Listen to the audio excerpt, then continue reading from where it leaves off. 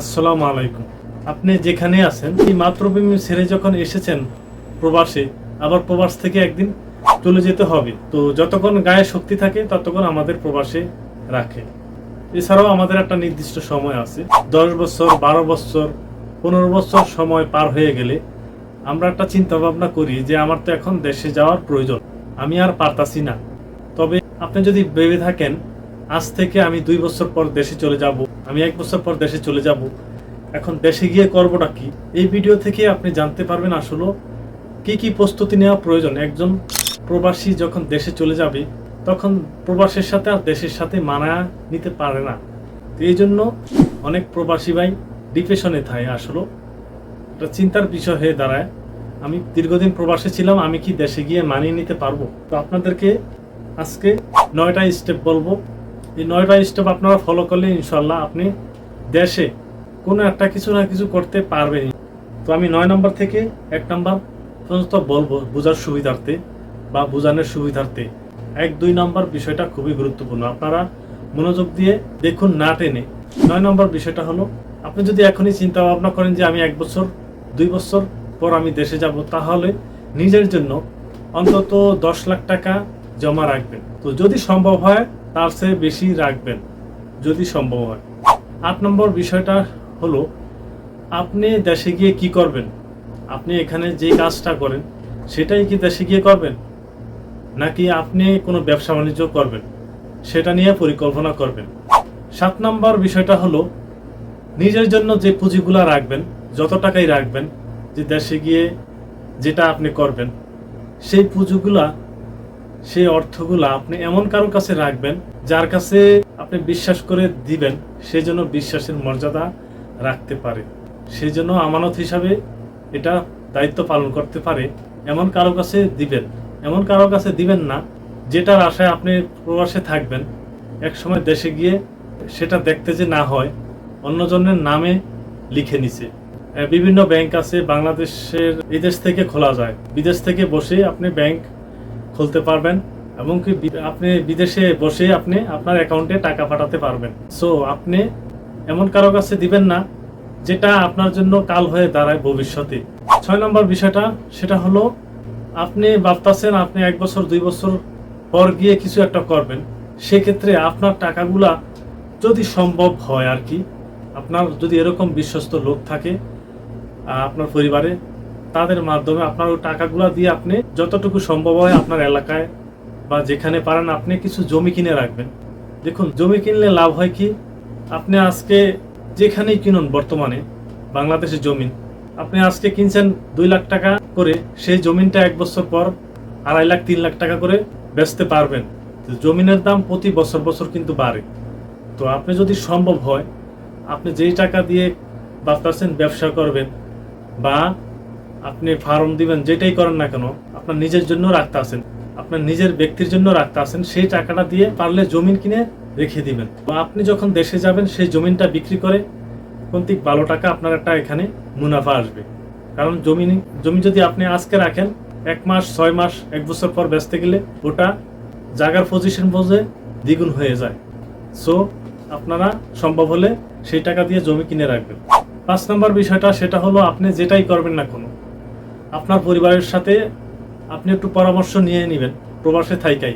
দেখুন, আপনি প্রবাসে থাকেন, আপনি হয়তোবা খোঁজ খবর নেন অন্য মানুষ দিয়ে বা ভিডিও দেখেন বা যে কোনো মাধ্যমে আপনি খোঁজ খবর নেন দেশের পরিস্থিতি বা ব্যবসা বাণিজ্য পরিস্থিতি, কিন্তু বাস্তবে এটা উল্টাটা। কারণ আপনার পরিবার সেটা আপনাকে বলে দিতে পারবে আসলে কোন ব্যবসাটা বর্তমানে করা যায় বা কোনটা করলে ভালো হয় বা কিভাবে করলে ভালো হয়, আপনার পরিবারের সাথে আপনি অবশ্যই পরামর্শ নেবেন। 4 নম্বর বিষয়টা হলো, আপনি যখন একটা পরিকল্পনা করবেন যে আমি দেশে চলে যাব, তো 1 বছর 2 বছর আছে, এই মুহূর্তে আপনার বাড়ি করার বা ঘর করার চিন্তা ভাবনা মাথায় না আসলেই ভালো। যদি আপনার মোটামুটি থাকার মতো বাসস্থান থাকে, যদি আপনার ঘর থাকে, তাহলে সেটাকে বড় করার চিন্তা ভাবনা না করাই ভালো। কারণ আপনি যেহেতু চলে যাবেন, যদি সম্ভব হয় তার আগে করে রাখবেন, আর না হয় আপনি আপনার জীবনের লক্ষ্য আছে যেই লক্ষ্যটা, ওই লক্ষ্য পৌঁছানোর পর তারপরে ঘরের কাজ বা বাড়ির কাজ করবেন। যেই মুহূর্তে ভাবতেছেন আপনি দেশে চলে যাবেন, দেশে গিয়ে একটা কিছু করবেন, এই মুহূর্তে আপনার ঘর অথবা বাড়ি কারো পরামর্শ না করাই ভালো আমার মতে। 3 নাম্বার, 2 নাম্বার, 1 নাম্বার বলার আগে আপনাদের কাছে ছোট্ট রিকোয়েস্ট, আপনারা যারা এই চ্যানেলে নতুন আছেন অবশ্যই চ্যানেলটি সাবস্ক্রাইব করে দিবেন এবং ভিডিওটা যত বেশি শেয়ার করতে পারেন ততটাই একটু না একটু হলেও আমাদের প্রবাসী ভাইদের উপকার হবে। আর ভিডিওতে অবশ্যই একটা লাইক করে দিবেন। অবশ্যই আপনার কোনো মতামত থাকলে অবশ্যই কমেন্টস করে জানাবেন। 3 নম্বর বিষয়টা সেটা হলো, আপনি যেটাই করবেন, আপনি ব্যবসা করুন আর ফার্ম দেন আর যেটাই করুন না কেন, আপনার জায়গার পজিশন নিয়ে নেবেন সঠিক সময়। একটা ব্যবসা বা একটা ফার্ম আপনি যেটাই দেন না কেন, সেটা কিন্তু দ্রুত লাভবান হওয়ার জন্য আপনার প্লেস অর্থাৎ জায়গার পজিশনটা দেখতে হবে। আপনার এমন জায়গায় পজিশন ঠিক করতে হবে যেটা আপনার রোডের সাথে থাকলে অনেকটা ভালো হয় আপনার জন্য। কারণ আপনি যদি একটা ফার্ম দেন, আমি একটা কথা দিয়ে উদাহরণ দিলাম, আপনি মুরগির ফার্ম বা গরুর ফার্ম যেটাই দেন না কোনো, মাল আসা নেওয়ার জন্য, গাড়ি যাওয়ার জন্য আপনাকে কিন্তু বাড়তি খরচ করতে হবে না যখন সেটা রাস্তার কাছে থাকবে। আর ব্যবসার পজিশন করলে অবশ্যই আপনি যেখানে মানুষের সমাগম বেশি, একটা বাজারের সাথে চাইবেন যেখানে মানুষজন থাকে সেখানে ব্যবসা করার জন্য, সেখানে ব্যবসার পজিশন দাঁড় করার জন্য বা সেখানে গড়ে তোলার জন্য ব্যবসার পজিশন। সো এখানে কিন্তু ব্যবসা করার ক্ষেত্রে, ফার্ম করার ক্ষেত্রে সুন্দর একটা জায়গার প্রয়োজন যেটা কিনা রাস্তার সাথে থাকবে। সেখানে আপনার অনেক টাকাই বেঁচে যাবে। আর এই বর্ষা হোক আর শীত হোক, সবসময় সেখানে গাড়ি চলবে বা গাড়ি আপনার জায়গা পর্যন্ত পৌঁছাবে। তো এমন জায়গায় আপনি ব্যবসার জায়গা ঠিক করুন। 2 নম্বর বিষয়টা সেটা হলো খুবই ইম্পর্টেন্ট, সেটা হলো আপনার যে টাকা পুঁজি আছে। আমি একটা কথা দিয়ে বুঝাই, ধরুন আপনি আপনার নিজের জন্য 20 লাখ টাকা রাখছেন, এখন আপনি চাচ্ছেন দেশে যে কোনো একটা ব্যবসা দাঁড় করাবেন বা যে কোনো একটা কোনো কিছু দাঁড় করাবেন, হোক এটা যে কোনো বিষয়। তো সেই ক্ষেত্রে সেখানে আপনার ইনভেস্ট করতে হবে 10 লাখ টাকা। আপনি যদি পুরো টাকা ইনভেস্ট করে দেন, আপনার যদি পুরো পুঁজিটা আপনি সেখানে ইনভেস্ট করেন, নতুন অবস্থায় অনেক কিছু হয়তো বা বুঝতে সময় লাগবে। ব্যবসা পজিশন, এটার পলিটিক্স, যে কোনো জিনিসের একটা ইয়ে আছে। ফার্ম দিতে গেলে সেটার কিভাবে কি করতে হয় সেটা কোন থেকে যখন আপনি বাস্তবতার মুখোমুখি হবেন তখনই আপনি বুঝতে পারবেন। যখন আপনি কোনো কিছু পড়বেন বা দেখবেন, মোবাইলে বা টিভিতে দেখবেন, সেক্ষেত্রে সেটা কিন্তু বাস্তবতার সাথে অনেকটাই ফারাক। আপনি যখন সেটা হাত দিয়ে করবেন, হাতে কলমে করবেন, ব্যবসা হোক আর যেটাই হোক, তখনই আপনি সেটা বুঝবেন। তো সেটা বোঝার জন্য আপনাকে একটু সময় নিতে হবে। তবে আমি বলি আমার মতে, আপনার যে টাকাই থাকুক আপনি সেটার অর্ধেক ইনভেস্ট করেন সেখানে।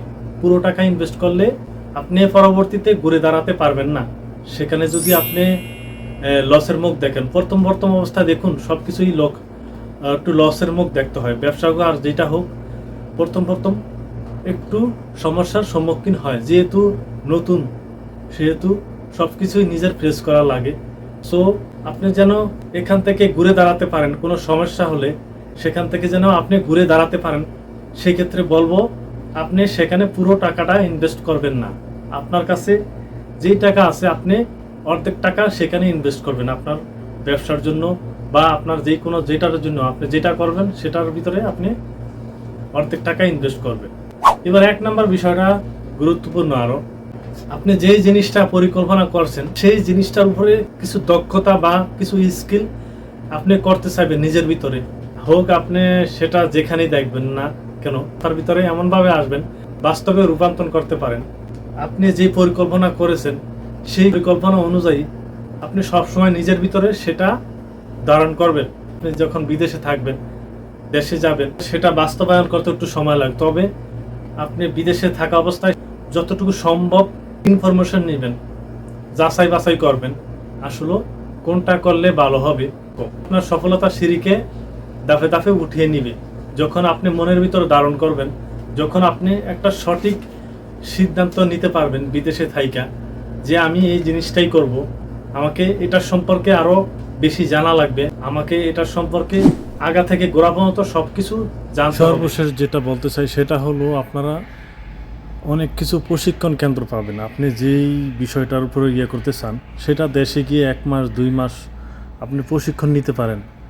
কারণ প্রশিক্ষণ যদি নেন সুবিধা হবে কি, আপনার বুঝতে সহজ হবে, করতে সহজ হবে, সব কিছুই আপনার কাছে সহজ হবে। তবে প্রশিক্ষণ যদি না নেন প্রথম একটু সমস্যার সম্মুখীন হতে হবে, যেহেতু নতুন সব কিছু আপনার কাছে নতুন লাগবে, অন্যরকম লাগবে। তবে আপনারা যদি সুযোগ হয় আপনাদের কোনো একটা প্রশিক্ষণ কেন্দ্র দেশে গিয়ে খুঁজে নেবেন, 1 মাস 2 মাস ট্রেনিং দিবেন সেখানে, তারপর ওই কাজটা শুরু করলে সবচেয়ে ভালো হবে আপনার জন্য।